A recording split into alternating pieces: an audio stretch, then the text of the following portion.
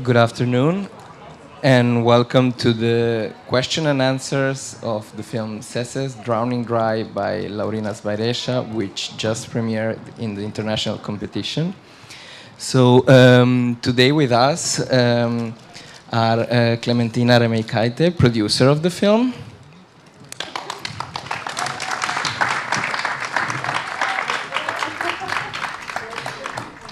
Gelmine Glemjaite in the role of Ernesta, Agne Kaktaite in the role of Juste, Giedrius Kiela in the role of Thomas, Paulius Markevicius in the role of Lucas, and as I mentioned at the beginning, on my left side, Laurynas Bareiša, writer, director, and cinematographer of the film.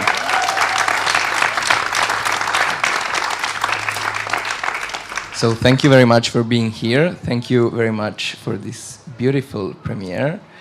And I would like to remind you that the floor is open. You can raise your hand whenever you would like to share your impressions, ask a question, just raise your hand. We have a microphone in the room in the back, so you will get it. And maybe I can start breaking the ice and ask Laurynas about, in a way, the idea for making this film, because this earlier today at the press conference of the film, you were mentioning that you yourself went through a traumatic event that in a way was the triggering point for this film. Yeah, so thank you again for coming and for this premiere, for selecting the film. And in the moment it didn't feel like traumatic. It was just very fast, and it was very unexpected, and I was alone. There was not like a social event, not like a lot of people there, just me and my kid. And when time went on, I kept coming back to it. I kept having this kind of relationship with the event that I don't understand it. I tried to remember it. It doesn't work. I kind of developed this kind of anxiety.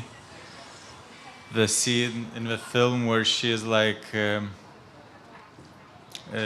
towards the end of the film, where an ambulance comes and it's not the heart, so I had like exactly the same scene. My wife was the sister, like she was being consoled by the ambulance driver, but so it's kind of went from there, and these four main characters are kind of different aspects of what happened to like in my mind during that time, because like it's really strange, because I kind of read about this thing that they did when we first started like exploring the brain, and they like tried to treat epilepsy patients by splitting this connection between the two cores. And first we saw that it helped with epilepsy, but somehow we developed this a condition where if you kind of button your shirt, you're unaware that one hand is buttoning the shirt and the other is unbuttoning. And there's like, your mind splits in two. So I kind of felt that my mind in the moment split in two, and one mind was already racing towards like explaining what happened, dealing with a funeral, and all the stuff that it's like very too how you say, like rationalizing the like tragedy that didn't occur yet, because I was exactly in the moment, and the other part of the mind just kept like pushing on and being in the moment, and in the end it was all okay. It was very fast. It was like half a minute, and I managed to pull it through, and now it's okay. But it kept coming back. Like this half a minute was very kind of, it became a world of its own in my mind, and I kind of dealing with it. I wrote the film. like just from that one moment, just expanding in different ways and then creating characters, creating backgrounds in this kind of world. Do we have maybe some questions already? We have one in the back, please. Well, first of all, it was a beautiful film, and the four main characters were played in such a believable and compelling way. So thank you very much. And my question is for the writer-director, and it has to do with the timeline, which was one of the interesting aspects of this film.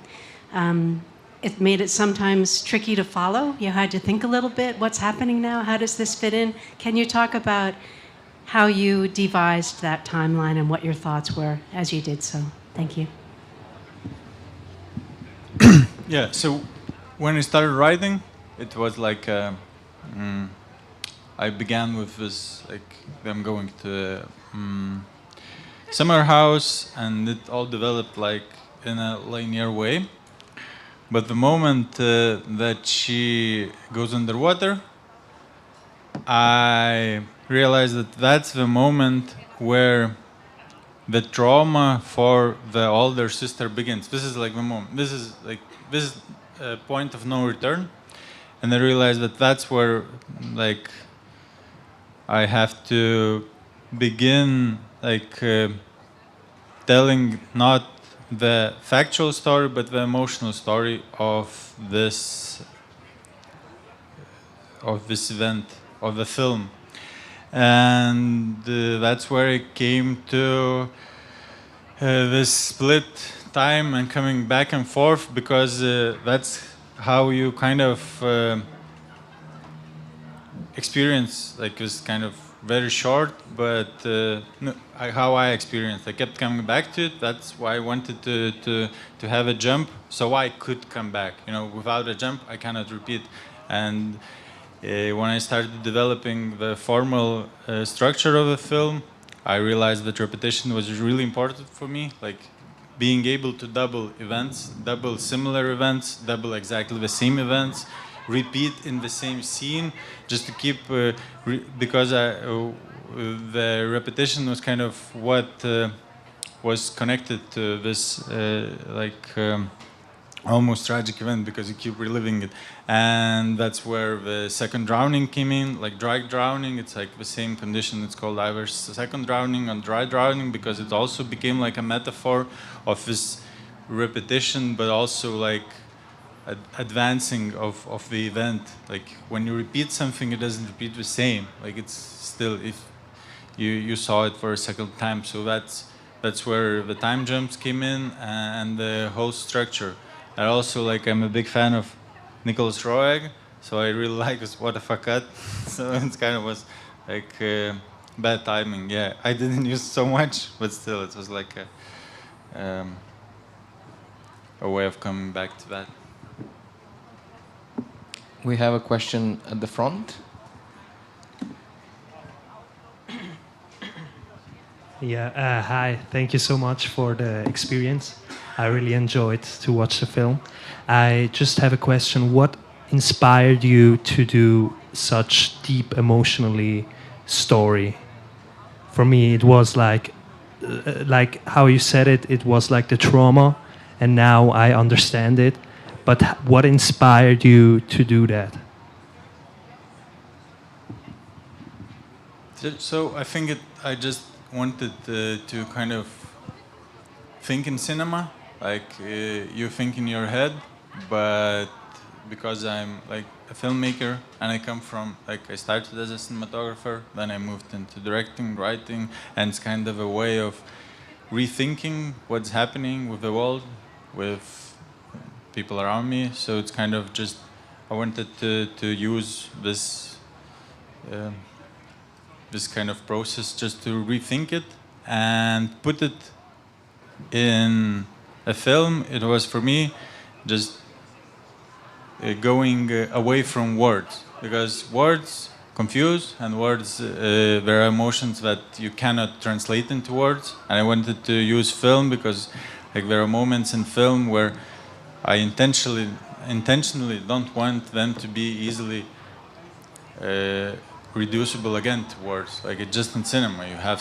You could have some moments and it just and emotions. So it's kind of a way of just thinking and using cinema as a tool to kind of communicate something that I have no other means of communicating. Because if I try to say something, then it becomes like it's a feeling of dread. It's a feeling, and it all reduces. I'm not comfortable with them. So cinema is what I know, and film is what I did. Yes. So I have one question, a bit related to what has been said, maybe to for the actors and yourself. I'm gonna try to formulate it as clearly as possible, but as far as I know, you shot the film in two different parts. Let's say, like you had two segments of the shooting, and in general, when one shoots films, it's not often that you shoot chronologically, but you shoot, according to different production constraints or possibilities. And actually, going back to this idea of fragmentation of the film and of maybe how we go back to memories, to events that happen, in this case, something that's an emotionally traumatic event. I wanted to ask you, how was it for you to build these characters, to work on their, them as characters in the first part, and then in this second part, which is like something that happens after some period of time? I think Paulus cannot answer this question. It's a pity. For me, actually, it was very convenient because we were shooting chronologically, and there was like a time gap about, I don't know, not half a year, but 3 months, yeah. So it felt like the time passed and we changed, not so much, but still. And everything, we could look to what happened in the summertime from like time perspective, like our characters would do. So for me it was very convenient and it helped, I think. Agne?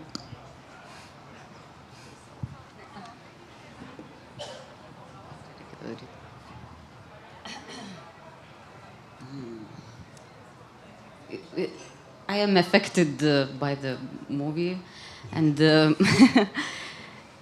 for me this movie to watch is difficult because it is very suspended emotions in this movie, and I feel after it that I want to live my life like authentic, alive, and with spreading emotions and reacting lively.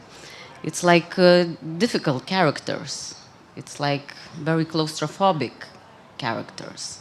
They are reacting like very inside, like they are swelling emotions. And they are like, for example, my character, when she's like showing cars, she's more alive than she is reacting in car accident. In a car accident, she's like just walking. So it is difficult to watch this effect of live people, of live characters, like it is. It's like I'm missing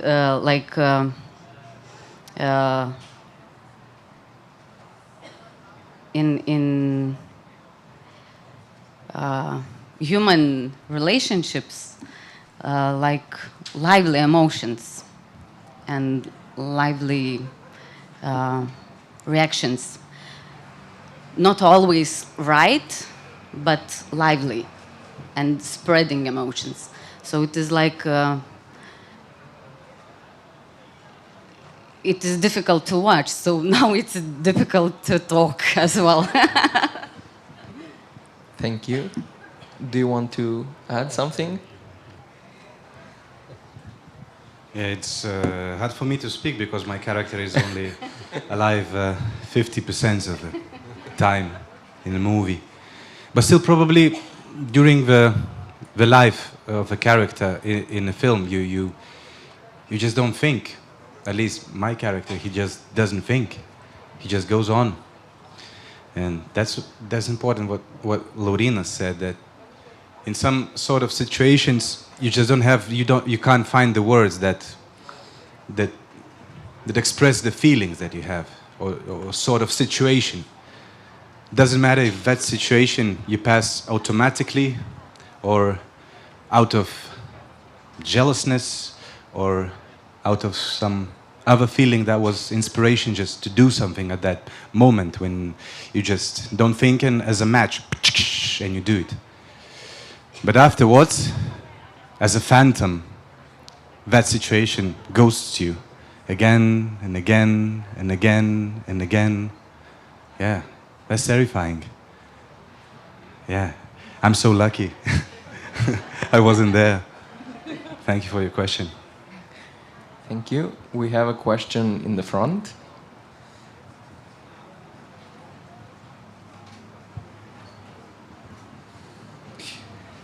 Thank you for this very instructive and threatening movie. I was remembering one thing, that the famous Marcel Proust has dealt with this subject, à la recherche du temps perdu. It's impossible, to say it in some words, to really go back to what was at the basis of a memory. You cannot go actively to fetch it. No? And another person like Walter Benjamin, maybe you know him, was very busy in reflecting this experience, and he said it has to do with the non-spontaneous and the spontaneous memory, and the two are not reconcilable. They cannot come together, because one of them is unconscious, and the other one is, as you explained it, the rationality. Now, I'm just wondering if this is not in the daily business of acting something you are continuously confronted with, because you should do something, but the spontaneous would be maybe another life. It's just a question, because for me it has to do with this movie.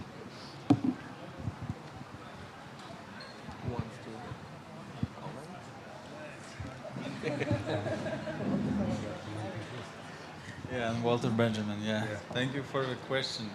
I came to this problem when I was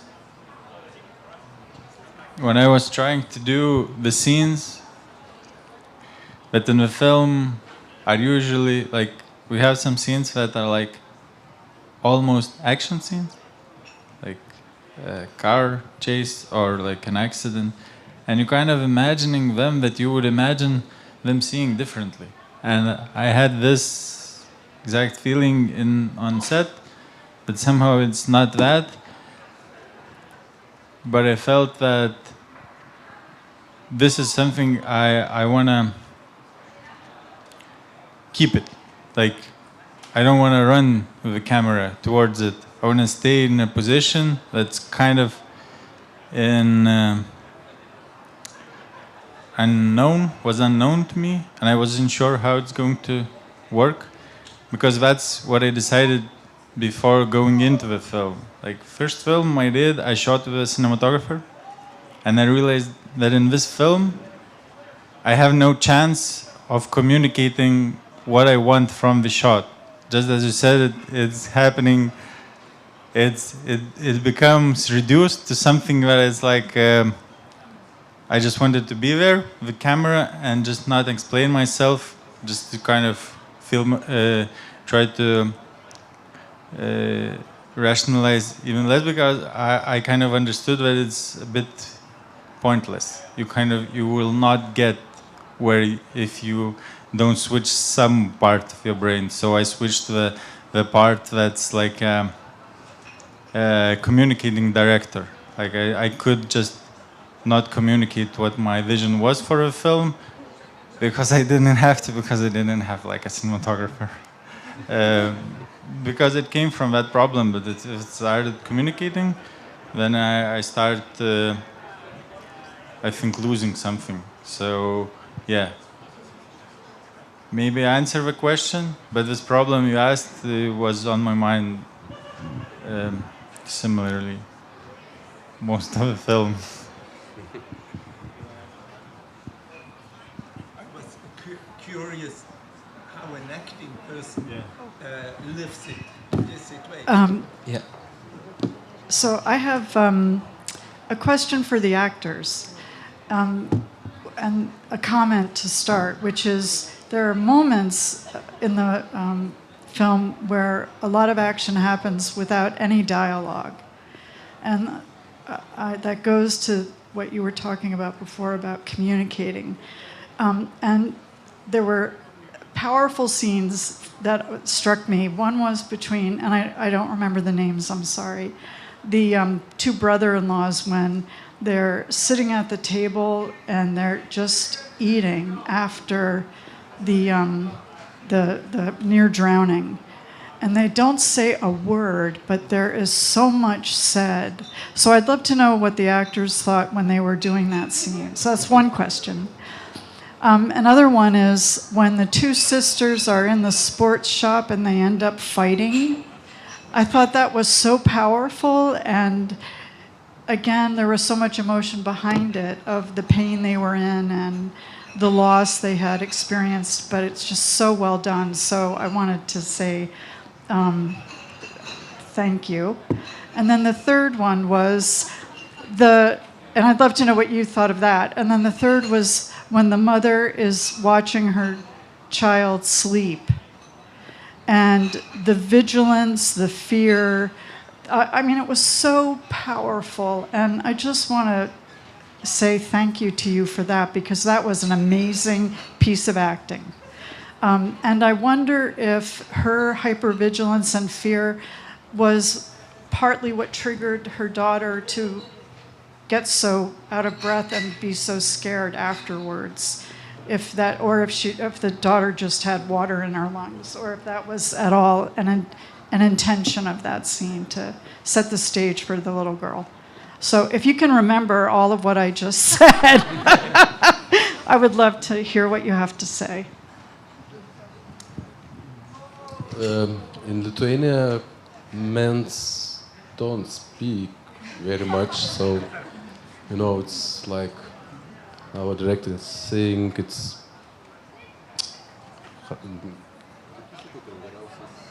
It's like how do you say? It's like the most open Lithuanian conversation that two men could have. It's very typical, like. Yeah, eating, and it's like we're very inside people, so it's like. Yeah, that's what you do. You eat your emotions. You fight. You just try to look everywhere, but not to the emotion. Because you know that. You're stronger than that, blah, blah, blah. Yeah. Actually, that scene, it had a dialogue. It had a text. But it just... Yeah, we tried it once, but it just, it didn't work out, huh? For me, actually, I see those characters, they are family. They should be very close, but they look so distant from each other. And like Paulius said, there are situations when you don't know what to say. And for these people, I think the whole life is one situation where they don't know what to say and they don't know how to act and they don't know how to show what they feel because they don't show their emotions. And I think in those scenes, like when they are fighting, there is everything under that. Like what are they feeling? Because it's anger, it's sadness, it's love also. So, and yeah, it's also Lithuanian thing because we are very cold and we don't know how to show our feelings. And it's also trauma, I think, from Soviet Union, and we try to break it.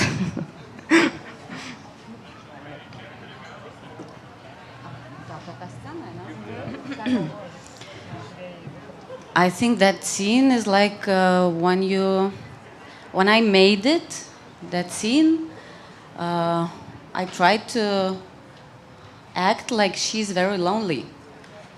She's not with her husband, she's not with her sister, and they are very individual, and they don't have where to share. And they are not sharing, and they are not recognizing how they are feeling and what is going on with them. And when it is no connection and this tragedy happens, she's very afraid and she's very insecure and she's very, very lonely. And it is very uncomfortable and in the same time very... She's smaller than her daughter then. She's not an adult in that situation. She's smaller, very infantile person. She can't to create security for her child because she's smaller than her daughter. And it is very... That's why it's so uncomfortable to watch it. Insecure situation. Thank you. If I could, I would just like to put emphasis on what Agne has said, that if we could compare how we see children in this movie and how we see the adults, and the children seems to be in such a grown way, in the emotional way. They can be and not think, not to be distracted with their problems and money and and all that. They just can be and laugh and play, and they're so grown in an emotional way. And probably that comes to an idea that these people are distracted, and destruction comes from the things that happens within us. Things outside, it cannot put a destruction to us. Things outside can kill us. But the things what's happening inside our heads, that makes a destruction inside a human. Thank you. Do we have some other? Yes, one in the front and one in the second row. Yeah, I think you all did great. I have a question for you. Did you, before you started shooting, did you do a specific training, or you just were in shape and you just started? Or how did you train for the film? Yeah, thank you for the question. Actually, I had a message from Laurynas, director and the screenwriter, and he just texted me, "What's up? Let's meet." And I said, "Oh, out of the blue, what's up? Let's play football or what?" No, I have a movie." And I said, "All right, let's meet." And he said that he has this fighter role, and I just asked, "When?" He said, 3 months. I said, "I'll do my best. Let's try." I had a little sports, but not in professional career, and I was in the shape as I am now. So I went, but I did a bit of fighting stuff, martial arts. So I went to my coach and I said, "I'm going to be doing a movie, and I'm MMA fighter, and I'm basically like 10 seconds MMA fighter, and then I'm just by the lake without t-shirt. So I need to look at least like one." And he said, hey, lift up your t-shirt. And I lifted. Okay, we're gonna manage it. Take a rope, start jumping. Come on, let's get on it. And yeah, it was a hell of a hard work. 3 months of daily routine, strict diet, training every day, sometimes 2 times a day, and this is how we did it. I believe we made some Hollywood results with Lithuanian budgets, and that's a great, great victory. Yeah. Thank you. So we have a question in the second row. Hello, everybody. Thank you for the movie. It's really a great movie, so thank you so much. I wanted to ask you to the director that I noticed that you put a sort of irony in this story, even if it's a strong drama. So I really love it, and I think it's a powerful way to create another point of view. So I wanted to ask you, how do you develop and try to insert this brilliant way, the irony in such a story? How do you do it? Yeah, thank you for the question. And so I it's a heavy film, so, and writing it is heavy. So just when I start realizing that I cannot continue, I just switch and try to help myself with a funny scene. Just keep going. It's just because I think, and I keep some of the scenes came to me when I realized that they're funny and tragic and sad at the same moment. And if I lose the funny, I lose the reality of the scene, and I don't believe that everything in life is just one thing. And it helped the process of writing and coping with the film. Yeah, because, and also I think it's a way of just I don't know, it's just my way of telling the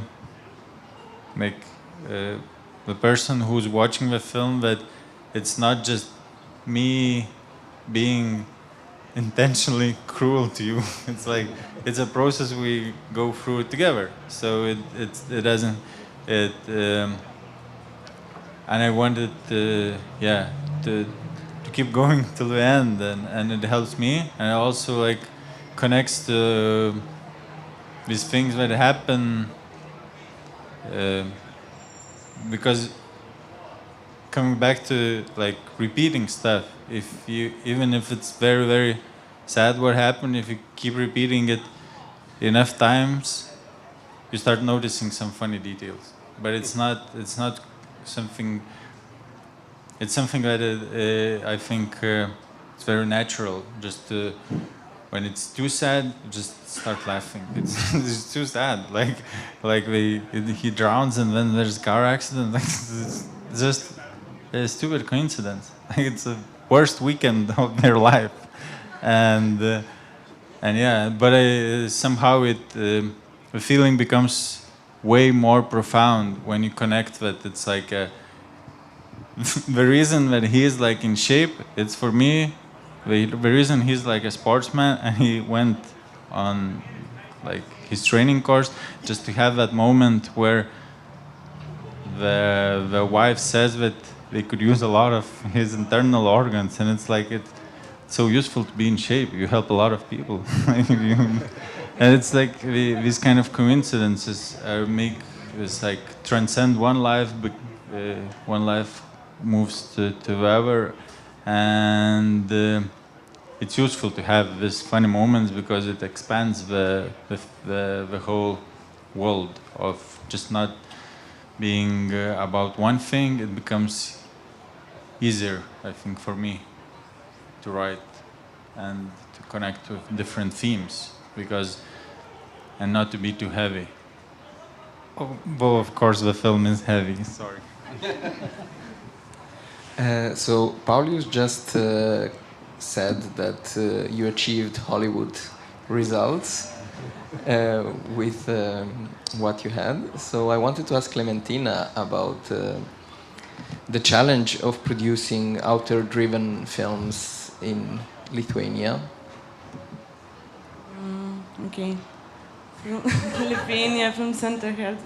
Yeah, well, we have, Okay. there's a big presence of Lithuanian cinema nice. this year at Locarno. Yeah, so, first of all, we are very happy that we got international funding for this film also, but first of all, Lithuania Film Center gave us production money, but for development we started very from by ourselves. But in the end, Latvia co-producer joined us, and the next step was Laurynas funding, so it helped a lot actually, and I think we managed to do these very popular songs, like I think most pop hits. So I think it's important, it's a small details, and it looks like, sometimes we think that, oh my God, it's too much money, it's too much expensive for us, and so on. But I think sometimes, it's not only about what is. In Lithuania, the budgets are not good, actually. They are small and financing is not that much, but the amount of the projects are financed. It's really big number. So I think this is the result why 2 films are here now. But, one film is a debut feature, the second one is not debut anymore. But I think what is important to finance more projects and to be more focused on debuts, because I think also Laurynas' first feature film was debut film Pilgrims. It also wasn't funded a lot, but we managed to do that. And I think what is important to also support that all the films which was done in really small budgets are one of the most successful films in festival, I can see, from Lithuania. Did I answer? Yes, and you mentioned the songs, the pop songs. So maybe Laurynas could tell us a bit more about the choice of those 2 different songs. So so I wanted a song from because the 2 main characters, the sisters and me, were similar age, and I wanted a song that just stuck in my head from being a kid. So the first song, Always Forever, is something that I just remember hearing it on the radio when I was little, and I thought that they had this song also, and they kind of listened when they were kids and had this dance for themselves. But also, when I was developing the film, I realized that I wanted this one formal decision that's just the same scene, after which but the same scene with a different song, but everything else stays the same. It's not like a different timeline. It's not like something is going to change. It's not that you're going to know something about the characters or the reasons. It's just one song is different, because I wanted to use it as the way of communicating this lost relationship with memory, this inability to grasp something that happened. And it was a way for me to formally try to communicate what I felt. And when I hit this Always and Forever, I just put it in, and I used AI for this. I just put it in my Spotify, and I just put on Do a Radio, and I just chose what is similar from similar age and what Spotify suggested me, and the high really hit the note. It's different, but it's from the same age, but it's male voice, so you kind of realize that's different, because my first idea was just to use 2 Atomic Kitten songs. When I realized the songs are different, but nobody after 20 minutes would realize they're different. They're actually really similar, the whole album. And so yeah, I just used this high. And it kind of, I kind of liked the literality of it, that the first song was happier, the second was a bit sadder. And yeah, I kept it. And we managed to get the rights, which was amazing, yeah. Because I think it was important just to use something that more audience can connect.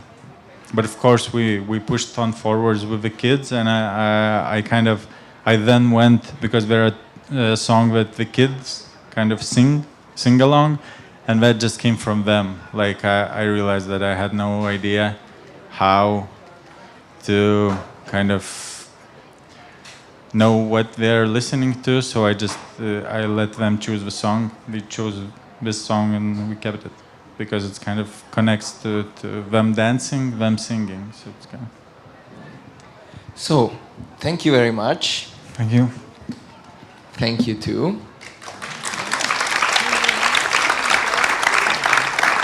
Please spread the word about the film. It's playing again in the following days, and you can now go enjoy your premiere finally. Thank you very much.